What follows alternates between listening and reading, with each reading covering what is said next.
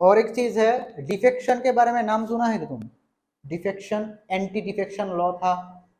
Defection पकड़ लो, मैं अभी कुछ कुछ रूलिंग पार्टी का एमपी हूँ, ठीक है।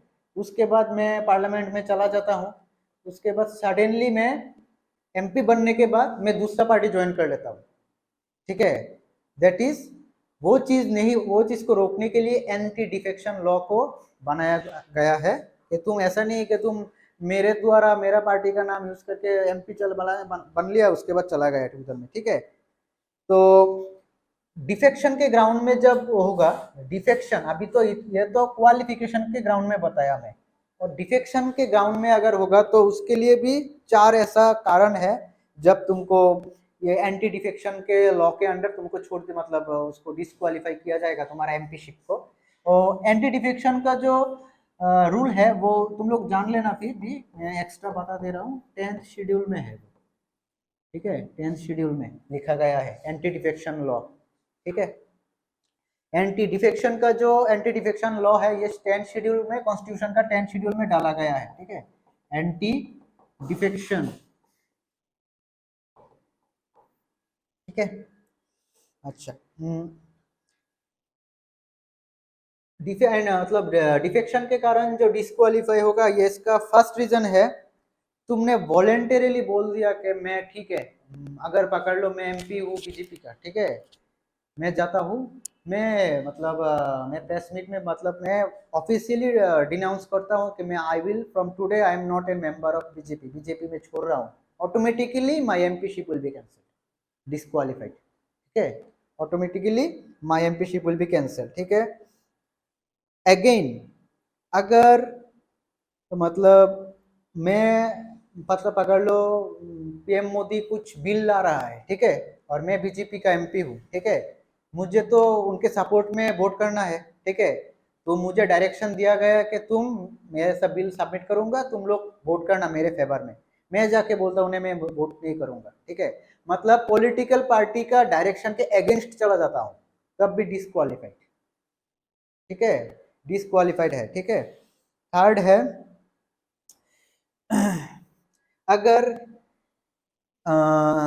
कोई इंडिपेंडेंट होता है ना मेंबर, बोलता है ना वो इंडिपेंडेंटली जीता है, कोई पॉलिटिकल पार्टी नहीं, मतलब इंडिपेंडेंटली वो खड़ा हुआ है इलेक्शन में, वो इंडिपेंडेंटली जीता है।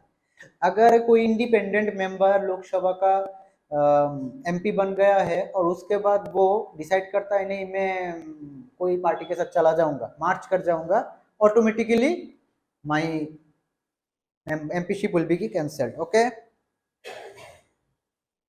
और ये मेनली यही रीजन है, ठीक है। तो ये याद रखना, ये सब चीज बहुत बार आता है एग्जाम में कि इस कारण के लिए क्या वो होगा कि नहीं, ये सब चीज याद रखना, ठीक है। और उसके बाद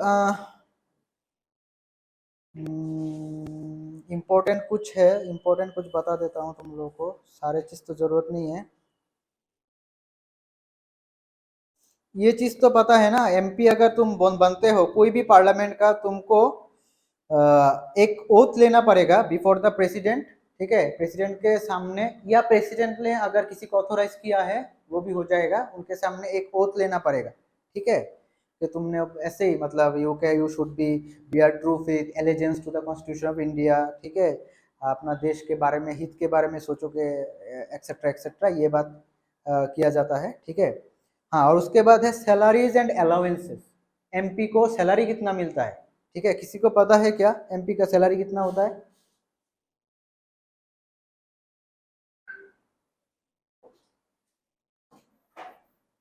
एमपी का सैलरी या अलाउंस क्या क्या है, किसी को पता है?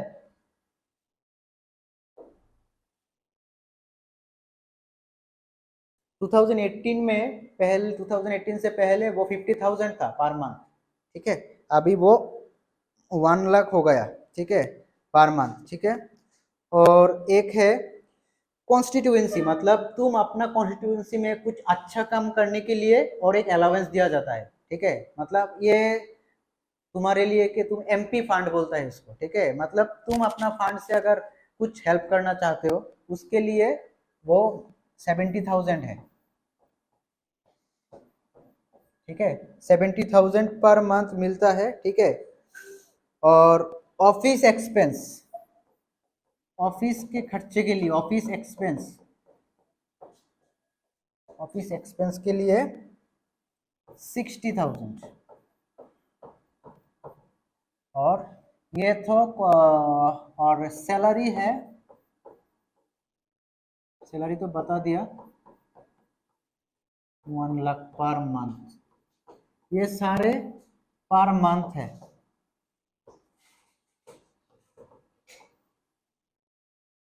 ठीक है,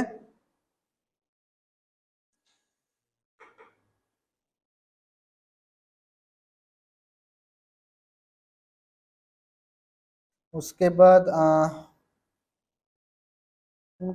उनको तो फैसिलिटी तो मिलता ही है, ये तो जानते हो, टेलीफोन बिल, ड्राइवर वगैरह, एकोमोडेशन, ये सब, मेडिकल फैसिलिटीज, ये सब तो मिलता ही है। ठीक है,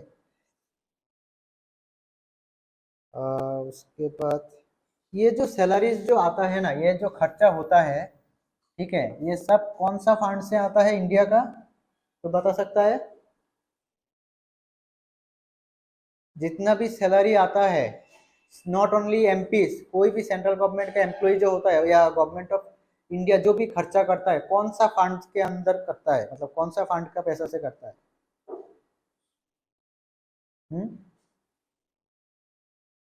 consolidated fund of India, consolidated fund of India. ठीक है,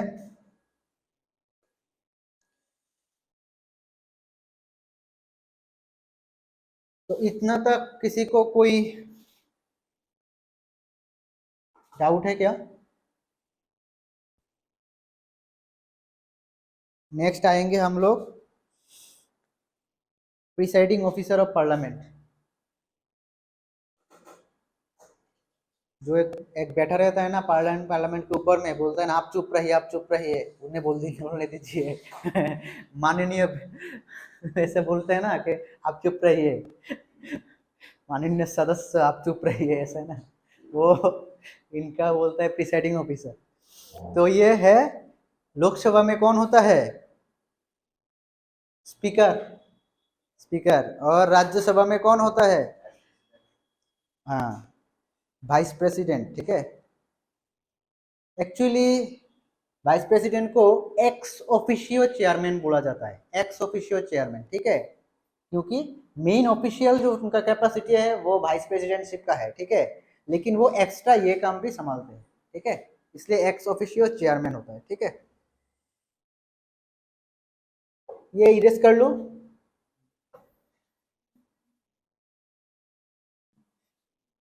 तो मैंने जो बताया था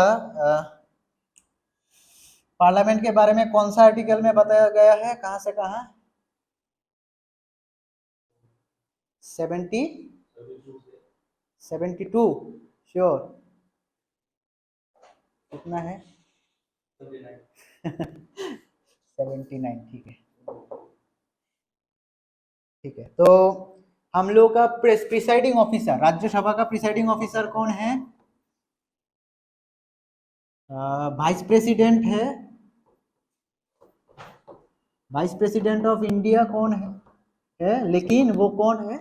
ex officio chairman, ex officio, ऐसा आ सकता है, who is the ex officio chairman. ठीक है, ऐसा भी पूछ सकता है, ऐसा भी पूछ सकता है कि vice president of India holds which position in Rajya Sabha, ऐसा भी बोल सकता है कि चेयरमैन ऑप्शन देगा, एक्स ऑफिशियो चेयरमैन। ठीक है, लेकिन वो एक्स ऑफिशियो चेयरमैन है। जैसे कि हम लोग का नीति आयोग का चेयरमैन कौन है? नीति आयोग का चेयरमैन कौन है?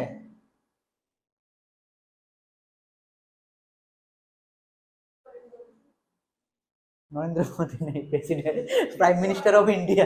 वो जब तक वो पीएम ऑफ पीएम के लिए है। ठीक है, लेकिन वो भी सेम एक्स ऑफिशियो चेयरमैन है। नरेंद्र मोदी, बहुत अच्छा लगता है ना वो। उनको पूरा दे ही दिया, आप पीएम रहे या ना रहे, चेयरमैनशिप तो आपका ही है। अच्छा ठीक है, और लोकसभा में कौन है? और अच्छा ये तो बोल दिया मैंने एक्स ऑफिशियो चेयरमैन, ठीक है। और नॉर्मली कौन होता है? नॉर्मली होता है चेयरमैन, नॉर्मली होता है चेयरमैन, इसको छोड़ दो, नॉर्मली, ठीक है, नॉर्मली चेयरमैन होता है ये पोस्ट का नाम, और उनका एब्सेंस में deputy chairman. Okay,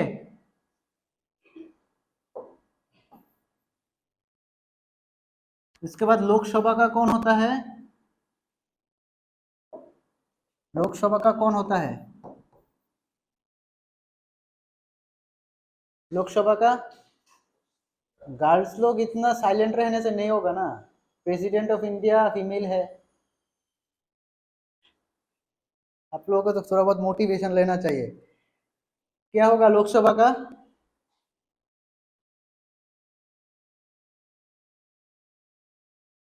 female girls, Lok Sabha का कौन होगा?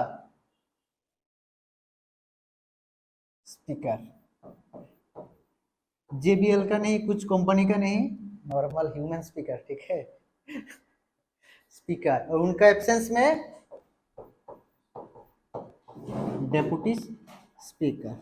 अंडरस्टूड?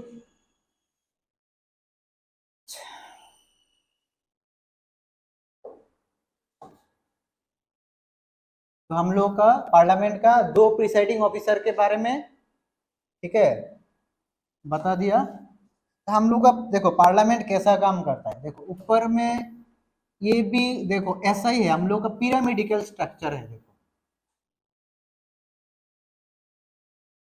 तुम जब भी देखोगे ना, हम लोग का जो सिस्टम ऑफ गवर्नमेंट है ना, वो पिरामिडिकल स्ट्रक्चर है।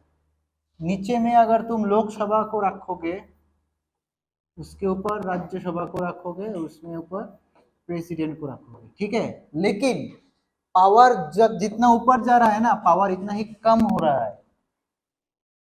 मतलब मेन पावर इसके पास ही है, ठीक है। उसके बाद इसके पास है, वो तो सिर्फ साइनिंग अथॉरिटी है, इज जस्ट साइनिंग अथॉरिटी।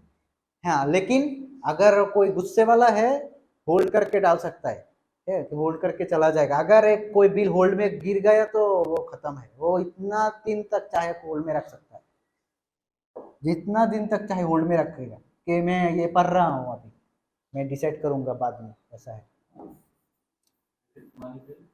नहीं कि नहीं, मानी बिल नहीं हो सकता। मानी बिल होल्ड करेगा तो ना खा, मतलब आदमी तो ना खा के मर जाएगा ना।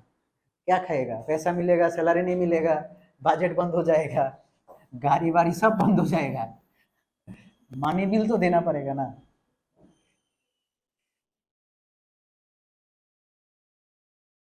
लेकिन मानी बिल में ऐसा कर सकता है कि घुमा सकता है, तुमको 2-3 बार राउंड दिला सकता है। हाँ, उसको दिला से वो मतलब प्रेसिडेंट, नहीं ये वाला थोड़ा ठीक कर दो, फिर आएगा लोकसभा में, फिर लोकसभा में पास करो, फिर राज्यसभा में पास करो, फिर भेजो, ऐसा करके। मतलब अगर चाहे, वो चाहे तो प्रेसिडेंट ऑफ इंडिया एक्चुअली महाराजा जैसा है।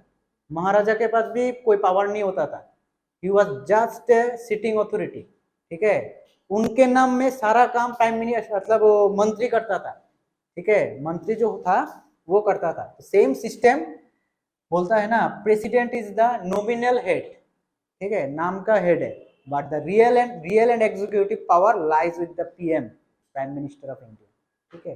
प्राइम मिनिस्टर का तो इतना भी पावर है, वो प्रेसिडेंट को भी हटा सकता है, मतलब ये ऐसा है। लेकिन ये क्योंकि हम लोग का ब्रिटेन मॉडल, वेस्टमिंस्टर मॉडल है, हम लोग का ब्रिटिश का कल्चर को यूज करते हैं ना, इसीलिए। लेकिन it is not possible in USA. USA में प्रेसिडेंट का पावर मतलब बहुत डेंजरस पावर है उसका, ठीक है।